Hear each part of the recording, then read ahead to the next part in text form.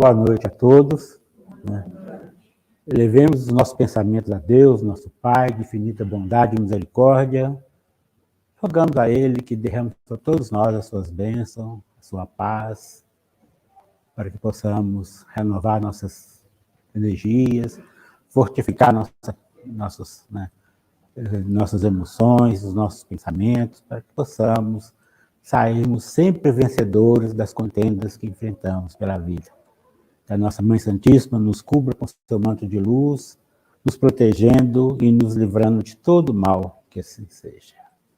Deus nos abençoe a todos. Né? Então, o nosso estudo de hoje está sobre o nosso querido Dr. Bezerra de Menezes. Então, nós pesquisamos e trabalhamos em cima daquela obra ali da FEB, Bezerra de Menezes, ontem e hoje,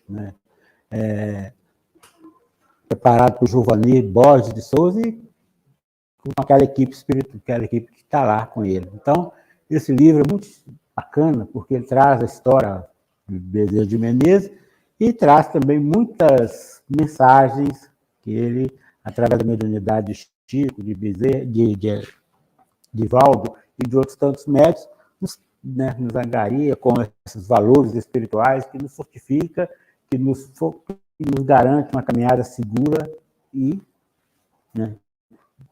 no bem, no caminho do bem.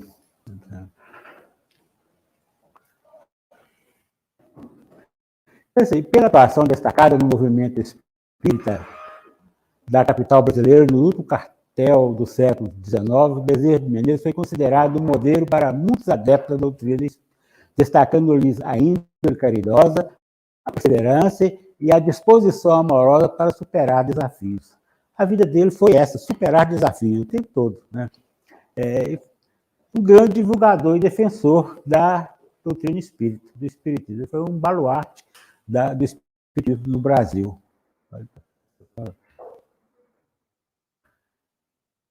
Nós sabemos um pouco a história dele. Ele nasceu no dia 29 de agosto de 1831, na fazenda Santa Bárbara, num lugar chamado Riacho das Pedras, município cearense de Riacho do Sangue, hoje Jaguaratama, estado do Ceará, mas conhecido apenas como Bezerra de Menezes. Foi um homem atuante como médico, militar, escritor, jornalista, político, filântropo, expoente da doutrina espírita.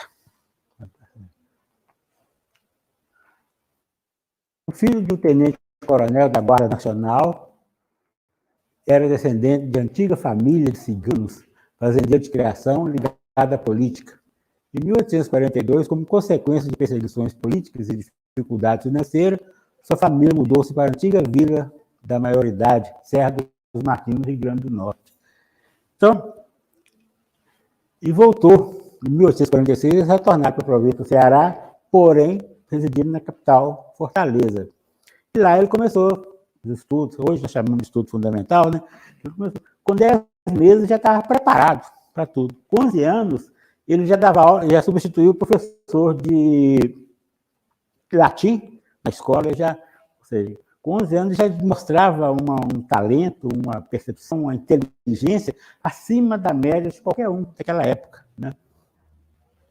Ele casou-se 2 vezes. A primeira esposa faleceu de morte súbita. Então, e teve 2 filhos com ela.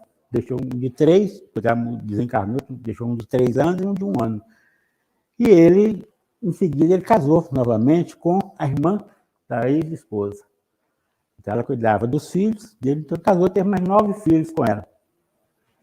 E quando a primeira esposa desencarnou, ele, que era um homem atuante, lia muito, escrevia, era escritor, dedicava muito à medicina, inclusive escrevia coisas sobre medicina, aí parou. A morte súbita da esposa dele fez com que ele parasse. Então ele ficou atormentado, aquela situação de tormenta, vivendo aquele drama pessoal, até que um amigo dele, um médico, colega de consultório dele, deu ele de presente uma Bíblia. Aí ele, primeiro, ele não interessou em ler, depois começou a passar, tinha algumas figuras que ele interessava, de repente ele começou a ler. Começou a ler a Bíblia, ele foi ficando empolgado com aquilo, foi lendo, e aquilo foi uma né, um choque elétrico que reativou as energias dele e ele voltou, né, com toda a sua disposição. Mas ele leu na Bíblia, ele percebia uma coisa, faltava alguma coisa ali. Que era tudo que ele precisava, mas ele sentia que tinha um vazio naquelas coisas que ele não conseguia adentrar.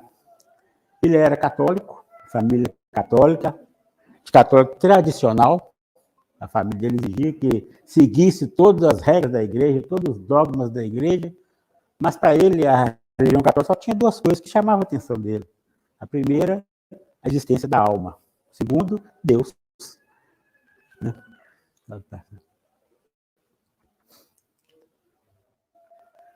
Então, a missão dele aqui na Terra, antes de reencarnar, Adolfo Bezerra de Menezes, que esse era o nome dele, já tinha sido designado pelo plano espiritual para levar a cabo a missão de semear no solo fértil das terras brasileiras a semente do evangelho restaurado, representado pelo espiritismo, para mais tarde unir sob a mesma bandeira todos os seus integrantes.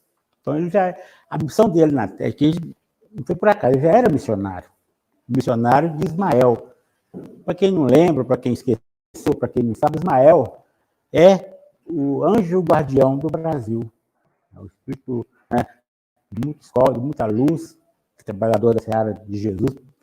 Então, Ismael tinha esse idealismo dele de implantar na terra do Cruzeiro o espiritismo.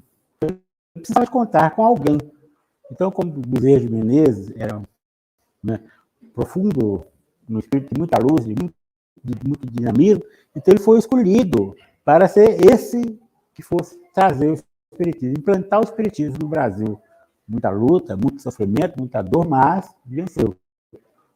Né?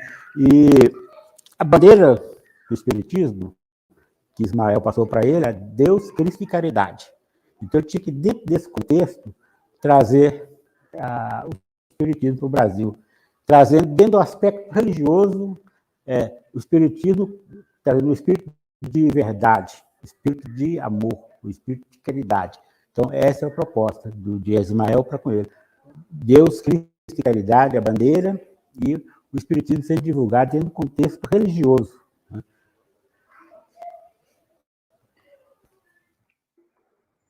Então, essa é a palavra de Ismael, né? Quem não lembra, quem já perdeu-se no tempo, na história da humanidade, Ismael é aquele filho de Abraão com a, né, com a escrava, com a serva H, e como Sara, esposa dele, não era fértil, então ela sugeriu que ele tivesse um filho com essa serva, mas depois de 13 anos engravidou e começou a ter conflito, então Ismael e a escrava foram convidados a retirar. Né? E Ismael, os ismaelitas, conforme eles são chamados, são ele que organizou as tribos nômades e criou o povo árabe. Né? Então, essa é a palavra do espírito Humberto Campos em relação a esse propósito de Ismael para Bezerra de Menezes. Então, ele disse para ele: descerás as lutas terrestres, tendo por objetivo concentrar as suas energias no país do Cruzeiro, dirigindo-as para o alvo sagrado de nossos esforços. Agruparás todos os elementos dispersos com a dedicação do teu espírito, a fim de que possamos criar um núcleo de atividades espirituais dentro de altos propósitos da reforma e de regeneração. Não precisamos te explicar quão delicada é a tua missão.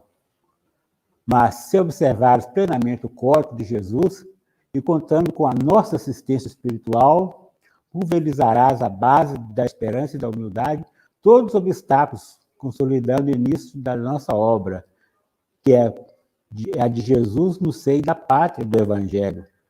E se a luta vai ser grande, lembra-te que não será menor a compensação do Senhor, que é o caminho, a verdade e a vida.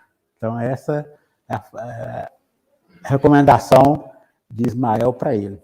Então, ele ouvindo isso, então, essa é a proposta dele, que semear aqui a semente do Espiritismo, a semente de luz, que é a doutrina espírita.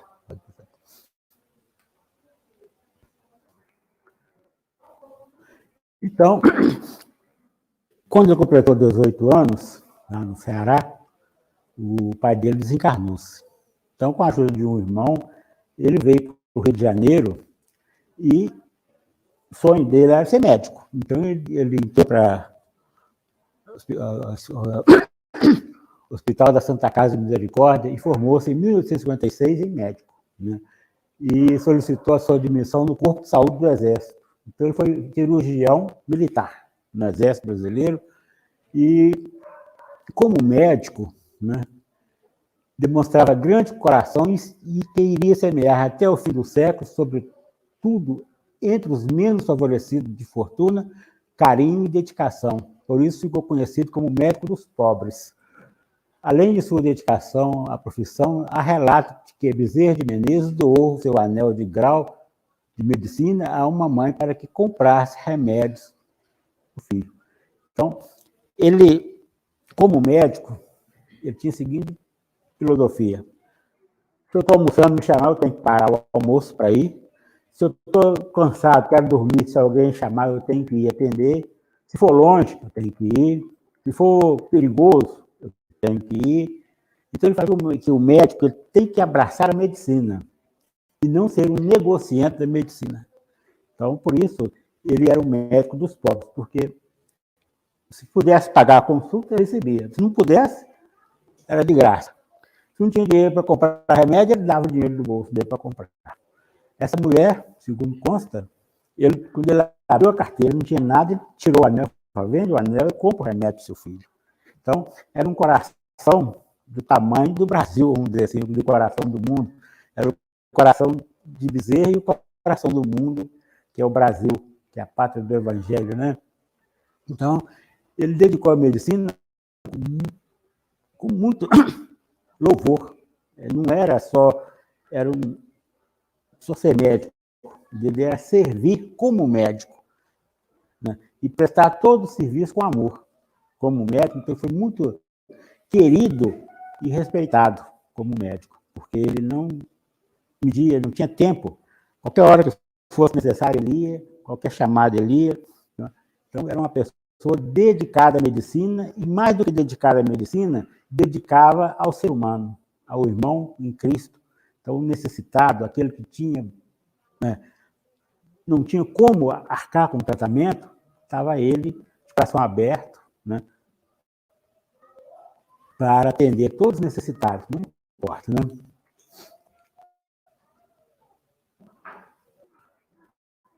Ele, na vida política, ele foi convidado para como político na Câmara dos Vereadores do Rio de Janeiro, na época. Então, ele foi reeleito, ele, em determinado momento, ele ocupou um cargo que hoje equivale a ser um cargo de prefeito, depois foi eleito deputado geral, que hoje corresponde ao deputado federal, e como político, ele foi um político sério, né? Tentaram manipulá-lo, tentaram atingir com coisas que não fazia, porque, infelizmente, o político ele é agredido o tempo todo com palavras, com gestos, com atitude.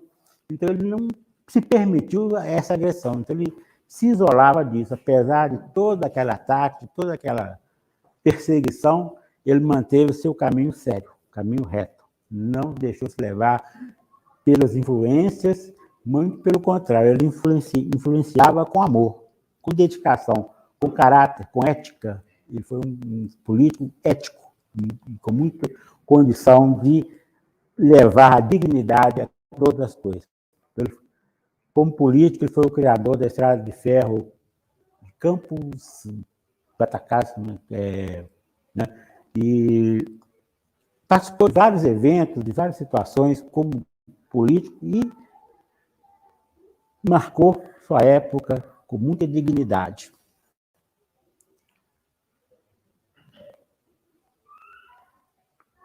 Vai passar.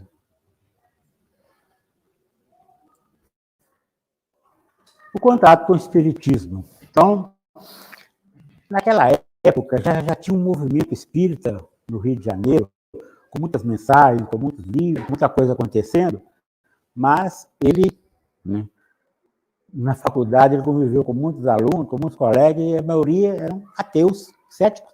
Então, ele também esqueceu um pouco do catolicismo, mas dedicou muita filosofia. E lá o primeiro contato com o espiritismo, ele fala, puxa vida, isso aí é... Né? Ele não quis entrar no método da questão do espiritismo, porque para ele, que não tinha não significava nada. Até que um dia, um amigo dele deu a ele o livro dos espíritos. Ele pegou aquilo, olhou, eu falei, eu como filósofo, eu tenho que entender alguma coisa, eu tenho que ir como espiritismo. Se eu ler isso aqui, eu não vou para o inferno, né? Ele pensou com ele mesmo. Então ele morava na Tijuca, estava no centro do Rio. Era 1 hora de bonde para ele chegar onde ele estava, a casa dele. Então ele começou a ler o livro dos espíritos. Quanto mais ele lia, mais aquilo, né, influenciava, mais aquilo, ele se apegava àquela leitura. E ele, quando ele acabou de ler, ele falou assim, olha, né, não é nada novo para mim. Apesar de nunca ter visto isso não é nada novo para mim. Então, eu tenho que ser, eu sou o espírito de nascença. Né? E aí ele chegou à conclusão, o que faltava na Bíblia, aquele vazio que a Bíblia, né, representou para ele, preencheu com o livro dos Espíritos. Então, ele ficou, né, mas não se tornou espírita ainda. Né? Ele tinha uma enfermidade, uma doença chamada dispepsia, que era uma espécie de um refluxo, que o gasto do estômago subia e queimava muito o esôfago. Então, 5 anos tratando daquilo, nada. Aí ele ficou sabendo desse médium receitista, João Gonçalo do Nascimento. Mas antes dele ir, ele pegou um colega dele de medicina e falou, vai lá e vê o que é aquilo. Porque uma pessoa que não entende nada de medicina, não sabe nada de medicina, receitar remédio, como que é isso? Tem algum médico escondido lá, a gente chega lá, a gente fala, o médico escuta lá e passa a receita. Aí começou a ver que não tinha nada disso, então ele foi. A única coisa que o médico perguntou para ele, seu nome, a data de nascimento, ele ficou injuriado, mas só com o nome, então ele falou Bezerra de Menezes. Aí o médico falou, não, você tem que falar seu nome completo. Adolfo, né? Então ele falou, Adolfo Bezerra de Menezes. Aí passou a receita para ele. Com 3 meses, ele já estava praticamente curado com remédio de homeopatia. Então, e a segunda esposa dele, um tempo depois, foi diagnosticada pela medicina com tuberculose. E no estado já bem avançado, aí resolveu também procurar o médico receitista. Chegando lá, o médico falou assim, não, esse diagnóstico está errado. Ela não tem nada de tuberculose, não tem nada de pulmão. O problema dela é útero. Aí dedicou um trabalho para curar o útero dela e ela sarou. Depois de ter mais filhos ainda. Né? Então ele falou, porque o útero está relacionado com o pulmão esquerdo e com o coração. Então, tratou na origem, na base. Sendo que a medicina convencional estava tratando do pulmão. Então ele foi na base. Então, para ele, aquilo foi uma interessante, porque viu uma coisa nova. Né? Então,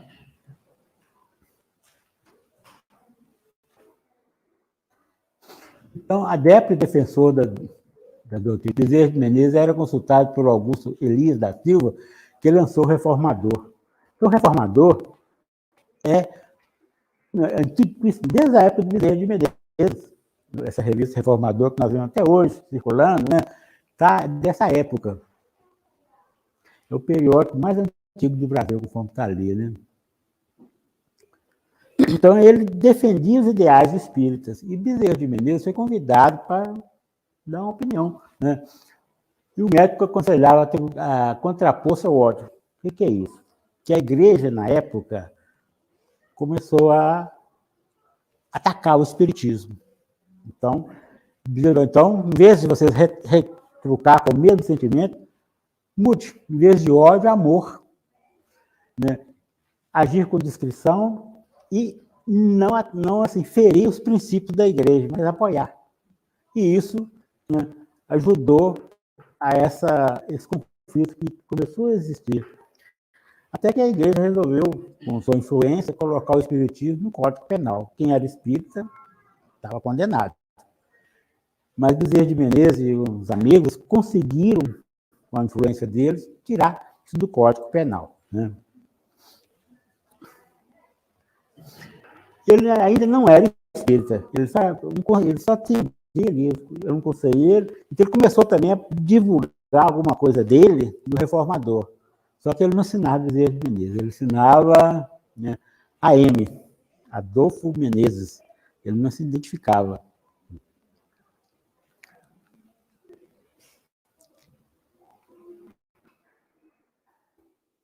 Então, no ano de 1884, foi fundada a Federação Espírita Brasileira, mas mesmo assim, ele foi convidado para participar, mesmo assim ele rejeitou, falou, não estou pronto ainda, né? E só depois, em 1886, já com 55 anos, né, que ele, num auditório, com quase 2.000 pessoas, que ele se declarou espírita. Falou, agora eu sou espírita, agora eu estou entrando no espiritismo, né? E ele começou, a partir daí, também, a publicar alguns com artigos sobre a doutrina espírita no jornal O País, é um periódico de maior circulação da época no Rio de Janeiro. Então ele começou, e ele usava também o nome de Adolfo Bezerra de Menezes, ou Bezerra de Menezes. Ele usava, às vezes, o pseudônimo de Max.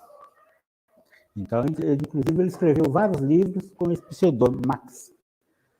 Quem gosta de ler, tem o Evangelho do Futuro, que é um livro sensacional, Bezerra de Menezes, com o pseudônimo de Max, né?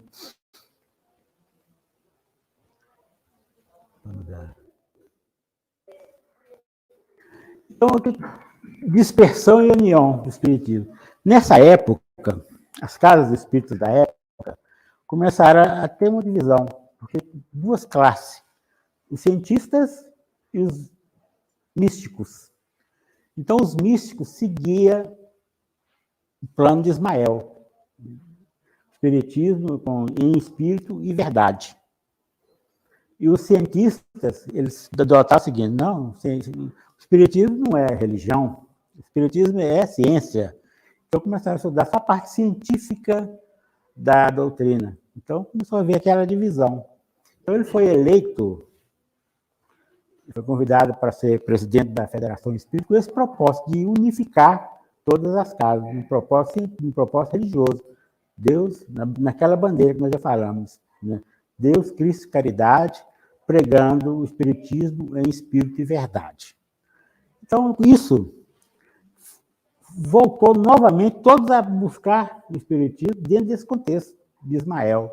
Então, a influência dele era tão forte que aqueles que estavam voltados para o lado científico voltou para o lado religioso da doutrina, voltou para o aspecto religioso da doutrina. Então, a gente vê que a influência dele, o papel dele como missionário do espiritismo era tão forte, a energia dele era tão superior aos demais, que ele conseguiu dominar esse movimento. Porque, normalmente, quem estava defendendo essa tese do científico eram pessoas intelectuais, pessoas de boa formação, pessoas que visitavam a Europa, e na Europa estava focada para esse princípio do científico. Então, como a do Brasil era para ser o aspecto religioso, então houve essa separação. Então, o papel dele, unificar a doutrina espírita no Brasil. Ele conseguiu. Então, ele criou na Federação Espírita reuniões de estudo do Livro dos Espíritos, aspecto filosófico, estudo do Evangelho, aspecto religioso. Então, criou assistência social, assistir aquelas pessoas que carentes, necessitavam de alguma coisa. Então, ele foi trazendo o povo para aquilo. Ele acendeu essa lâmpada, ele acendeu essa luz que acabou com a dispersão. Voltou todo para o mesmo ponto de vista, para uma mesma caminhada, para o mesmo roteiro, né? Então,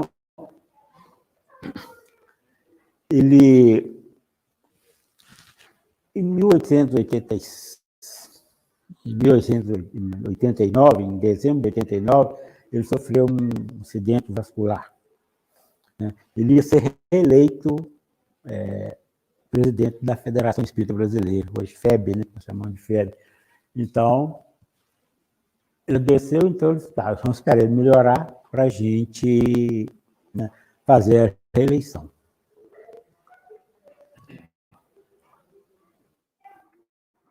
Então, ele, em abril de 1900, ele ia desencarnar. E o desencarne dele foi muito, assim, impactou bem o Rio de Janeiro. Todos os políticos, todos os cientistas, toda a pessoa, principalmente os pobres, né, foram levar um consolo, um conforto espiritual para ele, né, para a família. Então, os espíritas. Então, foi um movimento, todos os jornais da época citaram o desencarne dele. E ele, menos de 31 horas depois do desencarne, o pessoal da Federação Espírita Brasileira reuniram, aí agora, o que vai ser do espiritismo, né? O que vai ser? Sem Bezerra de Menezes. Aí tinha um médium chamado Frederico Júnior, que ele recebia, esse médium, ele recebia Allan Kardec, o espírito Allan Kardec. Então, lá manifestou Bezerra de Menezes. Menos de 31 horas depois do desencarne, ele falou, não, eu estou aqui com vocês, eu não fui embora, não. Eu estou aqui. E passou a mensagem e manteve o grupo unido, o propósito unido, para, né, conseguir manter o padrão do espiritismo, que até hoje, o espiritismo aqui no Brasil é baseado no Evangelho. É o espiritismo religioso, não científico, não. Ele é considerado o Kardec brasileiro, pela atuação destacada no movimento espírita da capital brasileira do século XIX. Foi considerado um modelo de muitos adeptos da doutrina, destaca a índole caridosa, a perseverança, a disposição amorosa para superar os desafios, as características somadas à sua militância na divulgação e na reestruturação do movimento espírita no país, fizeram com que fosse considerado o Kardec brasileiro, né? Uma homenagem devida ao papel de relevância que desempenhou. Muitos seguidores acreditam ainda que Bezerra de Menezes continua o espírito orientar e influenciar o movimento espírita. E nós acreditamos nisso, porque Bezerra de Menezes está presente. Talvez seja o espírito que a gente mais pede. Bezerra de Menezes, me ajuda, Bezerra de Menezes, faz isso por mim. Talvez seja aquele espírito mais solicitado por nós, porque ele continua sendo médico, ele continua sendo amoroso, ele continua conosco aqui, ele continua no nosso meio, e nós continuamos sintonizados nele, apesar de ter desencarnado em 1900, mas nós não achamos que ele desencarnou, nós estamos ainda rogando a ele assistência, e ele atende a todos nós, né? E quantas casas espíritas nós conhecemos que chamam Casa Espírita Bezerra de Menezes? São muitas. Por uma, no Brasil inteiro, cada lugar tem uma Casa Espírita Bezerra de Menezes, né? Então, ele desencarnou no dia 11 de abril de 1900, às 11h30, tendo ao lado a dedicada companheira de tantos anos, Cândida Augusta, que era a segunda esposa. A primeira era Maria Cândida, a segunda, Cândida Augusta. Morreu pobre, embora seu consultório estivesse cheio de uma clientela que nenhum médico queria. Os pobres, nenhum médico pobre que tem que atender de graça, nenhum, né? Sem dinheiro para pagar consulta. Foi preciso constituir uma comissão presidida por Quintino Bocaiúva para ganhar donativos visando a possibilitar a manutenção da família. Ele morreu tão pobre que a família não tinha nada. E ele recebeu herança do pai, ele recebeu muita coisa, ele tinha dinheiro, recebia, porém, tudo que ele ganhava, ele doava, ele fazia para o próximo. Ele não precisava reter dinheiro para ele.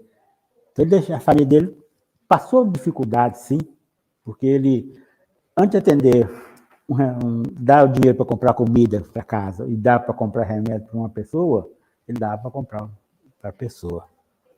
Então, ele deixou a família tão desamparada que Quintino Bocaiúva liderou um movimento para arrecadar fundos para manter a família dele.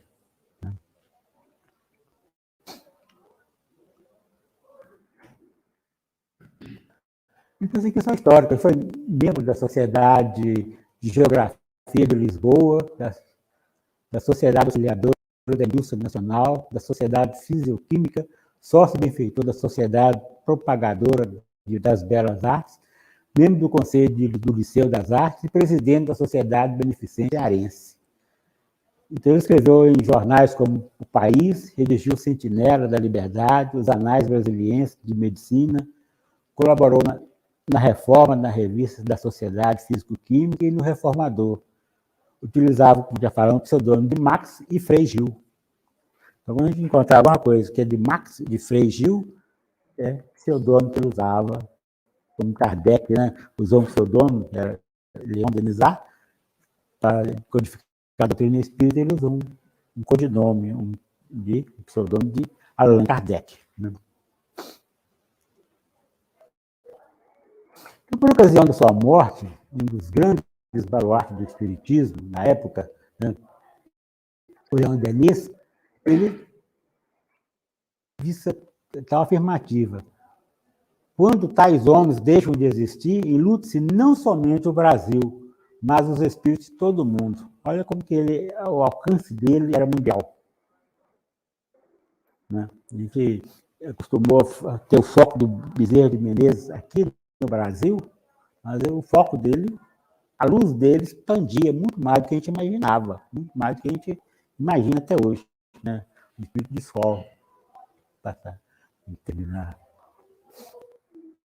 Olha, dentre as psicografias dele, você tem duas ali, as preces dele, prece por trabalho pelo espírito Bezerra de Menezes, psicografia de Chico Xavier. E oração da esperança pelo espírito Bezerra, psicografia de Divaldo Franco. E tem tantas psicografias dele, através de Chico Xavier, através de Divaldo, que até hoje Bezerra de Menezes é o grande da FEB. Em todas as reuniões da FEB, no final de ano, encerra com a mensagem de Bezerra de Menezes. É só a gente pesquisar, só a gente procurar, através da psicografia de Divaldo Franco hoje, tem uma mensagem de Bezerra de Menezes cumprimentando, ou alertando, ou colocando pingo nos is. Então, ele está sempre presente, está sempre atuante para manter no Brasil o espiritismo unificado.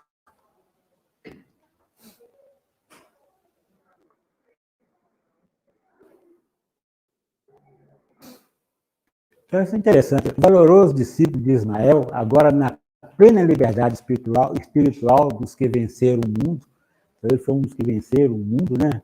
Havendo nele cumprido de forma irrepreensível sua missão superior, renuncia às glórias de uma merecida ascensão à esfera feliz. Então, nós vimos lá no princípio, quando Ismael falou com ele da missão dele aqui, que ele não estaria sozinho, que ele estaria parado. Então, quando ele encerrou essa missão aqui, falar para ele, agora você está livre, você pode aceitar uma esfera superior, porque você não precisa mais estar aqui. Mas ele olhando para a gente, falou, né? Eu quero ficar com vocês.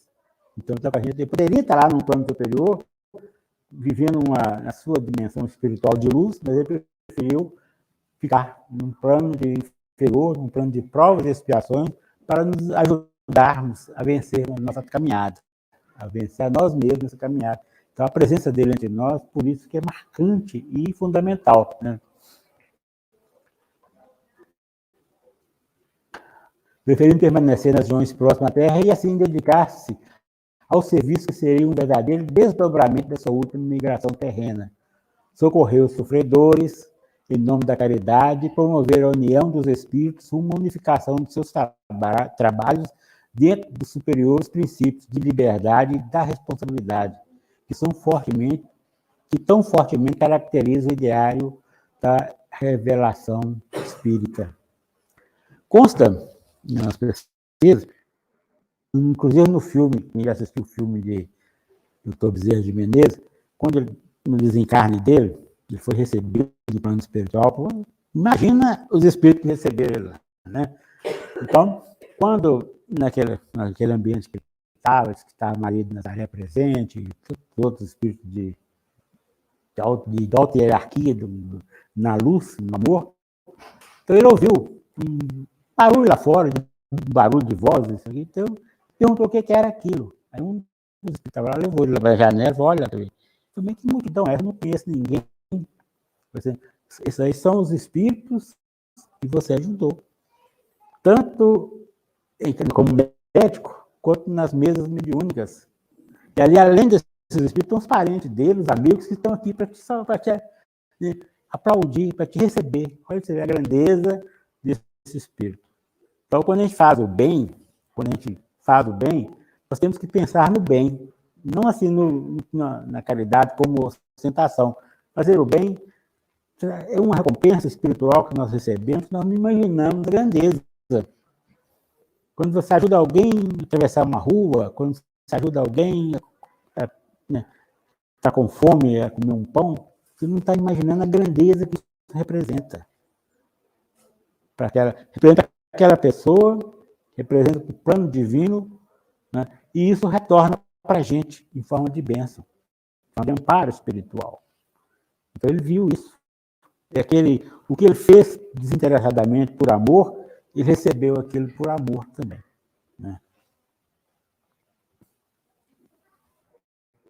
Então aí vamos deixar o autógrafo de Bezerra de Menezes para todos nós, né? Com muito amor, com muita dedicação, que nós que somos espíritas, que temos responsabilidade perante a doutrina espírita, que temos compromisso perante a doutrina espírita, nós temos que manter essa chama acesa. Porque nós somos orientados por essa equipe, inclusive pelo doutor Bezerra de Menezes, para que a gente possa, nos nossos trabalhos espíritas, né, sermos sinceros, sermos fiéis à doutrina espírita, porque é essa doutrina que nos tirou do sufoco da alma, nos tirou, que acendeu luz em nós. Então, que essa luz, nós temos que manter essa luz acesa. Kardec diz que o espiritismo seria o que as pessoas fizessem dela. Então, nós temos por base do espiritismo ali aquele Pentateuco, obras póstumas, o livro dos médiuns, o livro dos espíritos, o Evangelho segundo o Espiritismo, a Gênesis, o Céu e o Inferno, ali tem obras póstumas e o que é o Espiritismo. Então, dentro desse contexto, nós temos que manter o Espiritismo. Não queremos inventar nada de nossa conta para justificar que o Espiritismo está superado, qualquer coisa assim. Porque o Espiritismo é base. E nós temos que manter e nos sustentar nessa base. Né? Que Jesus nos abençoe, nos proteja, que a gente possa receber as vibrações de luz e de amor que a casa nos oferece, que possamos sair daqui renovados, né? Dispostos e confiantes, porque estamos amparados, nossos anjos de guarda estão conosco, e por falar em anjo de guarda, espírito protetor, o guia espiritual de Menezes, quando ele estava aqui, era nada mais, nada menos do que Santo Agostinho, né? A grandeza. Né? Porque dizem que atrás de um grande homem tem sempre uma grande alma. Então, né, é sempre bom saber disso, porque nós temos também os nossos anjos guardiões e nós temos que estar sincronizados com ele. Nós temos que estar focados nele, porque nós não sabemos a dimensão de luz e de amor que eles estão e que eles representam para a nossa vida. Né? Então, vamos manter firme no nosso propósito, trabalhando e servindo em nome de Jesus. Que Deus nos abençoe.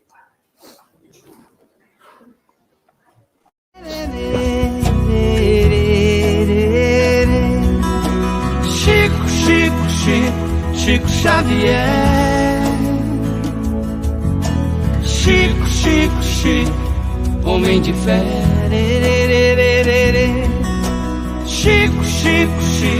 Chico Xavier.